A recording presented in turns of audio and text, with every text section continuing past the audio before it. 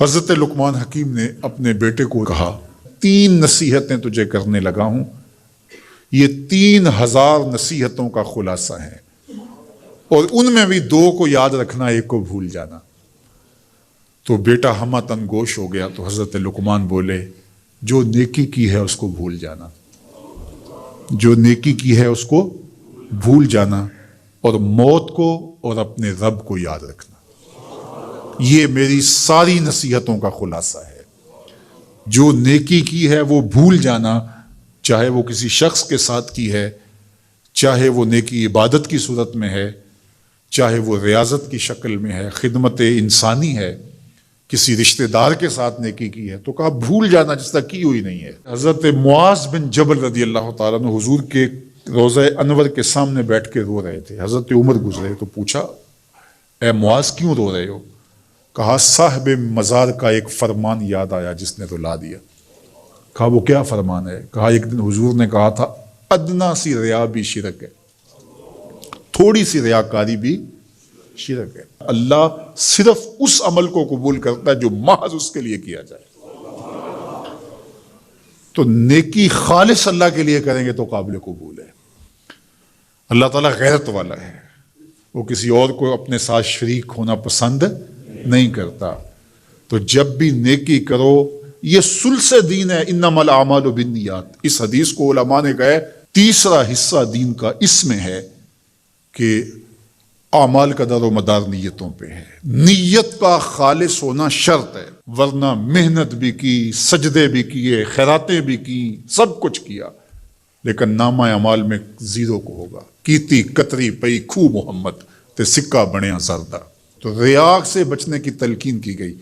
حضرت لقمان حکیم نے کہا جو نیکی کی ہے اس کو بھلا دینا، اللہ کو اور اپنی آخرت کو کبھی فراموش نہ کرنا۔ جب آخرت مستحضر رہتی ہے، ہر وقت بندہ خیال میں رہتا ہے کہ میں اللہ کے حضور پیش ہونا ہے، ایک میدان لگنا ہے، وہاں ترازو گڑے گا، اعمال تولے جائیں گے، تو خود بخود اپنا محاسبہ کرتا رہتا ہے۔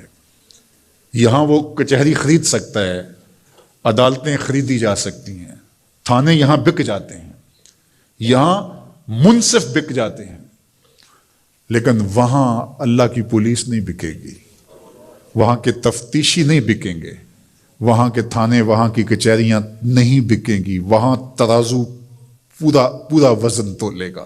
یوم تبلی السرائر فما لہ من قوت ولا ناصر۔ فرمایا جس دن راز کھول دیے جائیں گے، کوئی کسی کی مدد نہیں کر پائے گا، اور نہ کوئی طاقت سے اپنے عیب کھلنے سے روک سکے گا۔ تو جب مستحضر ہوگا کہ میں اللہ کے حضور پیش ہونا ہے، ایک کچہری لگنی ہے، ایک عدالت لگنی ہے۔ آج مکار آدمی، جھوٹا آدمی، خائن آدمی، بد کردار آدمی بچ کے نکل جاتا ہے، عدالتوں کو چکمے دے جاتے ہیں، لوگ عدالتیں خرید لیتے ہیں، دھمکا لیتے ہیں، سب کچھ ہو جاتا ہے اس دنیا میں۔ طاقتور کی کوئی بات نہیں کرتا، کمزور پھٹے چڑھا دیے جاتے ہیں، لیکن ایک عدالت ایسی لگنے والی ہے جہاں انصاف ہوگا، جہاں عدل ہوگا۔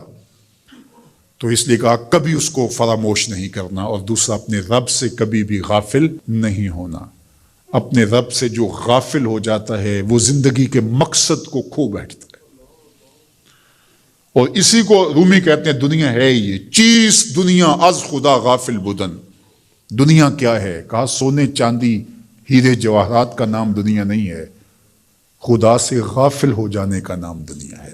تو اس لیے اللہ کے ذکر سے، اس کی یاد سے، اس سے کبھی بھی غافل نہیں ہونا چاہیے، اور اگر کوئی اس سے غافل ہو گیا تو سن لو وَلَا تَكُونُوا كَالَّذِينَ نَسُوا اللَّهَ فَأَنسَاهُمْ أَنفُسَهُمْ أُولَٰئِكَ هُمُ الْفَاسِقُونَ۔ کہا ان لوگوں کی طرح نہ ہو جانا جو خدا سے غافل ہو گئے۔ تو جب وہ خدا سے غافل ہو گئے، اللہ نے انہیں ان کی ذاتوں سے بے خبر کر دیا۔